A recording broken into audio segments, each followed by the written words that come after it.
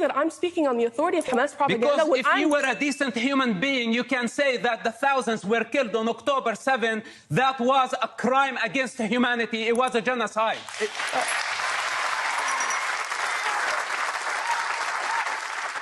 Well, it has been a while since we have talked about anything in the Middle East, but I figured, you know what? Let's have a conversation about this, or at least let's react to this here. Now, guys, you saw the thumbnail, and you're obviously expecting Dr. Phil to put this Hamas sympathizer in their place. And, of course, somebody's probably going to come out here and say, that right there is just such a wrong thing to say. This person's obviously talking about innocent children, women, and innocent people getting killed. And, of course, we're going to be talking about it as well because, obviously, I'm going to be condemning that over the course of this video. However, I think people need to understand something. It's not as simple as you think. I am showing you guys a headline that I snagged off of Breitbart. I read the article, and of course, this was also in response to a friendly fire incident that occurred in that region. And of course, a lot of people are looking at Iran, and they're looking at the current U.S. position, wondering if the United States is ever actually going to get involved in this conflict with actual boots on the ground. I personally don't think so, because I don't think that Biden is that strong of a leader. I think he's actually a very, very weak leader. He's actually weaker than what Jimmy Carter was. However, I've also made my stance pretty daggone clear when it comes to this conflict. And if the United States was to get involved, I think the best way for them to do it would just simply be to put a carrier group somewhere in the middle, in the Mediterranean, near the Middle East, maybe have another one in the Indian Ocean, just to kind of keep people on the sidelines, so that way Israel and Hamas can just kind of do their thing. But obviously, the IDF is withdrawn from the southern portion of the Gaza Strip. Now, we'll talk more about that towards the end of the video, because a lot of people are going to take that as a bit of a ceasefire or a retreating or withdrawal. I don't think that people are seeing the actual... let's just say that I think the big picture is a little bit different than what you might would think. But we'll talk more about that on the other side. But one of the things that really, and I mean really, gets on my nerves is the crowd that says, we can attack you, we can hit on you, we can kick you, we can do whatever the hell we want, but you're not allowed to fight back. Now, I have been very, very clear from the very start of this particular conflict. The reason why it is that most people are going to be pro-Israel in this situation, even though we all want this conflict to wrap itself up, which I don't think it will, and I'll explain that towards the end of the video, is because at the end of the day, it comes down to who threw the first rock. That right there is the real point of the situation. Dealing with some of these people are almost like dealing with the same people that we deal with in the world of politics. Of course, I've said this on several occasions. The left, they always accuse you of what it is that they have already done.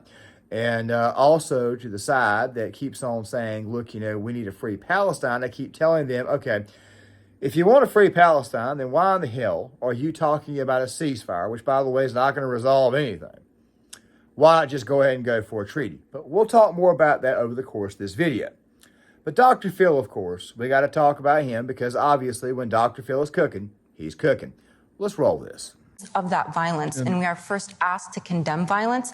I find that there's a sense of hypocrisy in those questions when our suffering is not being recognized, and the first thing we're asked is to condemn. What do you think Israel was going to do when Hamas cuts a hole in the fence and comes over the top and kills 1,300 people? What did you think they should have done? I think they have every right to go in combat with Hamas, but I don't think they have the right for 92% of the death count to be civilians. If they burn an infant in a crib, do you see that as a moral equivalent to a collateral death from a bomb being dropped as an act of war? They have explicitly targeted civilian areas that have been marked as civilian areas. Israel has the registry for every person in Really quick, I showed you what Dr. Phil initially said, and of course you saw the girl at the very end. She'll come up here in a second. I want to apologize for my wonky editing just for a quick second. I will talk more about the 100 years and stuff like that. I'll talk more about basic human decency more so towards the end of the video. But I'm pretty sure over the course of the rest of the video, you're going to kind of see where it is that I'm going. But still, we'll discuss that more in closing. But I want to go ahead and kind of play this next segment for you guys, so that way you guys can kind of see where we're going with this. Some things that are just fundamental human decency. And when I ask you if what happened on October 7th is something you condemn, and you say, well, you have to look at that by looking at hundreds of years of conflict. No, you don't. No, you don't. That's either right or it's wrong, and it was wrong, and I don't need 100 years of conflict to know it was wrong. The whole who's funding Hamas stuff and the basic human decency, I mentioned this before in the previous clip. I'll get to that more so towards the end of the video, but the who's funding Hamas. Hamas is getting funding from just about everywhere, okay? Anytime Biden sends money to the Gaza Strip, I automatically know where that money is going. The people who live in the Gaza Strip are giving it to Hamas. Iran is also giving money to Hamas. As a matter of fact, the money that we gave Iran right before October the 7th, that went to Hamas. All right? So I understand why these people on the Free Palestine side are calling Joe Genocide Joe. The guy's a moron. I've already told you guys this before. He's not very smart. He thinks that paying for these people is going to keep these people quiet when obviously it's not going to do so. I've said the best thing you could simply do is just keep a carrier group out there in the Mediterranean. All right, just keep other parties from getting involved. But of course, I mean, there's probably going to be a kind of topic for another day. But of course, we got to deal with people who obviously think it's okay that they can cross over, attack you. But of course, if you go over in their neighborhood and they attack them, they got to scream and holler that everything's a genocide when obviously they're the ones who kick this entire thing off. Now, I'm pretty sure that you know where this conversation is going to be going. All right, I'm going to go ahead and prep you guys for it now because I'm not going to be providing much commentary in this cut of myself in front of my phone. Instead, what I'm going to do is I'm going to play the next clip. Then I'm going to provide more commentary on both the things that were said in both clips. The reason why I'm going to be doing that is because it's obviously much, much broader.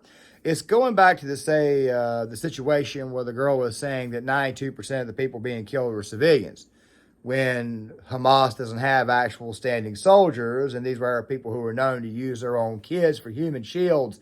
And of course, as I mentioned before, they've been known to stick improvised explosive devices up their rectum. I always go back to that because it's actually the most common place.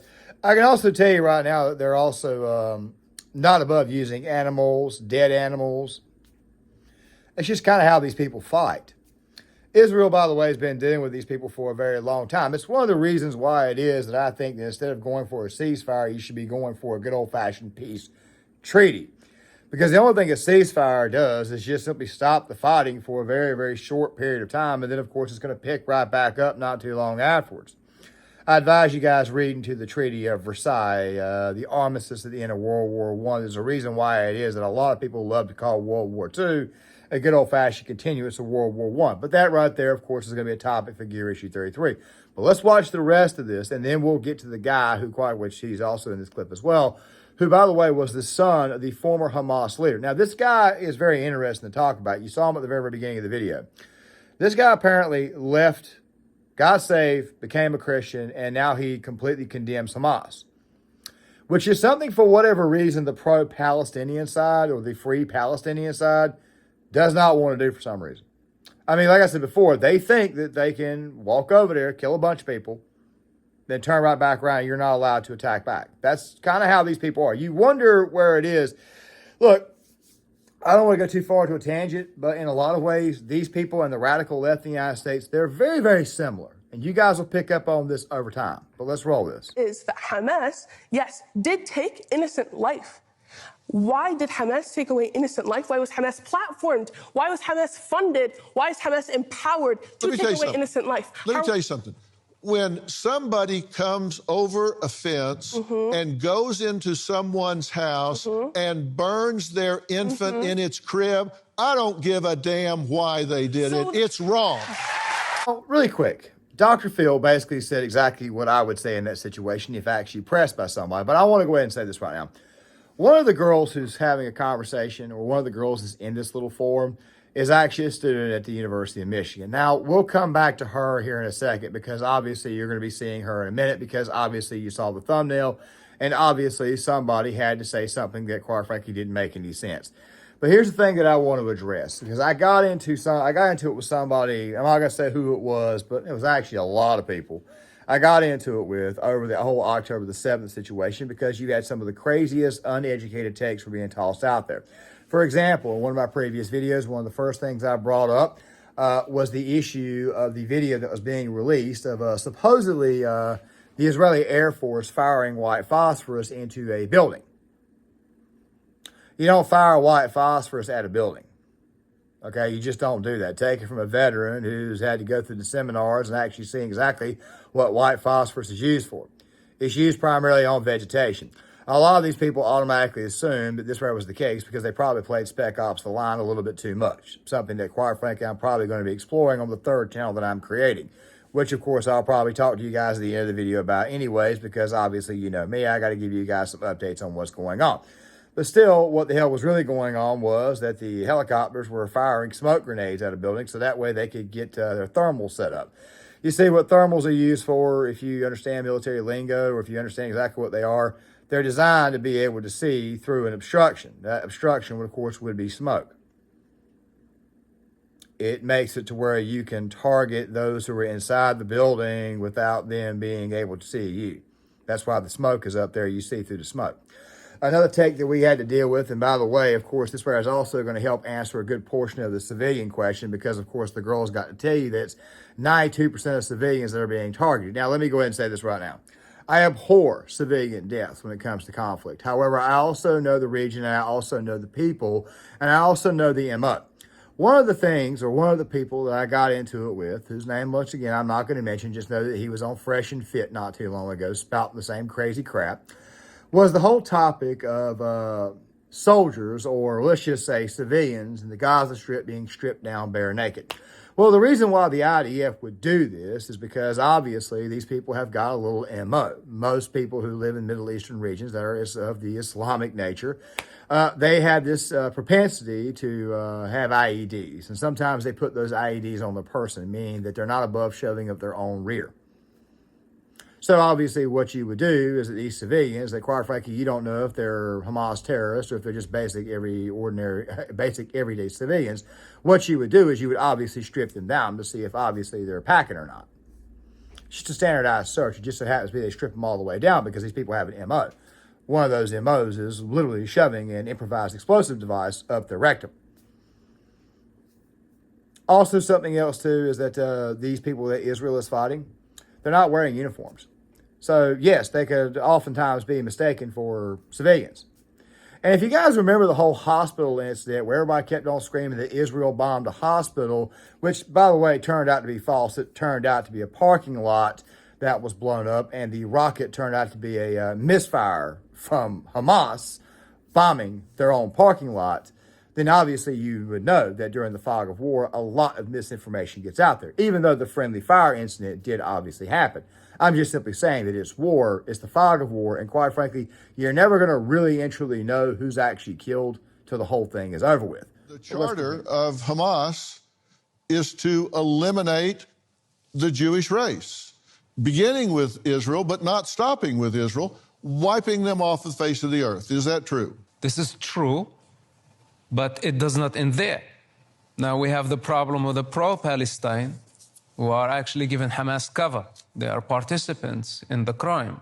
In fact, since October 7, I personally don't differentiate between Hamas and what's so-called Palestinians. Because actually there is no Palestinians. There are tribes. There is the tribe of Hamas, and there is the tribe of the Islamic Jihad, and there is the tribe of Khalil, and there is the tribe of Nablus. And each one has different interests, and all of them are conflicted. If they did not have Israel as the common enemy, they would kill each other. This is the reality of what's so-called Palestine. Rhetoric? You don't know what... Facial expression right there says everything you need to know. Obviously, these people have been busted, and obviously these people don't know the full complexities of the region itself. What he was saying about people killing one another, this is actually true. During my first deployment in Iraq, it was explained as exactly what the hell was going on, especially with the Sunni and the Shia. You see, the minute we got over there, instead of fighting over WMDs or to find WMDs, which, by the way, would turn out to be just chemical weapons, which, of course, that's a separate video for another day because I can already hear somebody saying, we didn't find no nukes. That's true, we didn't find no nukes, but still at the same time, I want you to ask yourself a question. What was coronavirus again? Not a lot of crap like that. Stuff that's biological and chemical, and of course it would later on be used, but that's another topic for the day. Shortly after we got there to my first deployments back in 2004, we found out that these people would just kill each other. I mean, because they war with one another. It kind of goes back to U.S. doctrine when we have this conversation about the Native Americans and native land and stuff like that. And we have, this is stolen land. No. This isn't stolen land. It's conquered land. The reason why they call it conquered land is because the tribe that we conquered took that land from another tribe, who in turn took the land from a previous tribe. It just so happens to be that when we conquered it, we ensured the other side could not actually come back and try to conquer us because we obviously outnumber them. So no, it's not stolen land, it's conquered land. Simple. But the thing is this right here, these people obviously don't seem to understand that if they didn't have Israel to fight, they would just kill each other. That's the real truth of the situation. All right, that's just kind of who these people are. But let's go ahead and finish this up. Because actually there is no Palestinians. There are tribes. There is the tribe of Hamas, and there is the tribe of the Islamic Jihad, and there is the tribe of Khalil, and there is the tribe of Nablus. And each one has different interests, and all of them are conflicted. If they did not have Israel as the common enemy, they would kill each other. This is the reality of what's so-called Palestine. Rhetoric? You don't know what Palestine is. Actually, in fact, the keffiyeh that you are wearing, this is just a statement to show that you really lack the authenticity to represent the case. And what's so-called the cause, you know, this is a human problem. So you just... The cause must die. I think enough is enough. And now it's proven, and you are helping Hamas to prove it to the world, that Palestine depends on the destruction. Colonial rhetoric. Yeah, that's colonial rhetoric. I'm a colonialist. I really find it odd that you have people who scream anti-colonialism while living in a country that, quite frankly, was created on colonialism. I find these people absolutely... You live in la-la land. Basically, at the end of the day, human decency is definitely the thing that's being discussed. You can't throw a rock at somebody's house and not expect them to come outside and whip your ass. Okay, that's the real truth. Look, you can't take a dump on somebody's front porch and not expect the person inside the house to not come out and track you down. All right, in this case with Israel, and I've been very, very consistent and will remain very, very consistent on this right here, they came over, killed a bunch of people, took a bunch of people hostage, and you're upset that Israel went back into their house and started killing them. Amazing. As I've said before, you are not allowed to hit what it was that hit you in the face. All right? That's how these people operate. Think about it this way here, okay? Here's the way I think about it, okay? If you're, let's just say you've ever dealt with kids. By the way, I'm not saying this to be anti-kids. I like kids, okay? I got nieces, nephews, stuff like that right there. But I'm just talking about, think about ways you got kids. You know, you love to roughhouse with your kids. You know, you love to play with them. You know, you pick them up. You do some wrestling crap. You know, my personal favorite thing is to try to do the rock bottom. A child small enough nephew. You put your hand right here and go, oh, boom. You know, that right there, you know, obviously you play around. But every now and again, you may get a little bit rough. And, of course, as a grown man or somebody who's obviously bigger, hey, look, man, you know, I accidentally hurt the child, you know. So what do? You let the child come over there and you let him tag you in the face. Just tag you right in the face. Sometimes it's a fist. Sometimes it hurts, sometimes it don't. But you let that person get that cathartic hit. This ain't the case. Okay? This ain't the case where you let somebody do it. No. These people came across, killed a bunch of people, took a bunch of people hostage. Doesn't those people who just had their people get killed, don't they have the right to come over? I'm trying to break this down as simple as I can in case left-wingers do come across it, because I know they ain't going to understand. But still, at the same time, the thing is right here. You went over, you killed these people, you took them hostage, and now you're mad that they're beating your ass. Here's an idea. To the ceasefire, 6-week ceasefire crowd. How about you just simply negotiate a treaty? We surrender. We don't want any more, which I've already explained how it is that you kind of have a hard time differentiating civilians from soldiers there because everybody's wearing civilian clothes and you kind of can't tell the difference. I ran the same problem during both my deployments. How about this right here? Why don't you get a hold of Netanyahu? He's the prime minister. Remember, real quick, and I know that Destiny got this wrong. Netanyahu's not the president. He's the prime minister. Isaac Herzog is president. Go through the proper channels and say, hey, look, we want to sign a treaty. We want to sign a treaty so that way this stuff doesn't happen again. And of course, I could hear somebody screaming and hollering saying that it's an apartheid state when they literally gave you a strip and you can pretty much do whatever the hell you want to within your strip. There's even been people out there who have shared videos of how it looked before this whole thing. But still, it wasn't the worst crap hole of crap holes. It was crap hole, yeah, but not the worst crap hole. And these people were pretty much free to do whatever they want. They are so free that they actually voted Hamas into power, by the way. Just figure out, point that out. How about you do a negotiation and say we want to do a treaty so that way this stuff doesn't happen anymore. We won't cross you anymore. We won't do that anymore. Oh, please.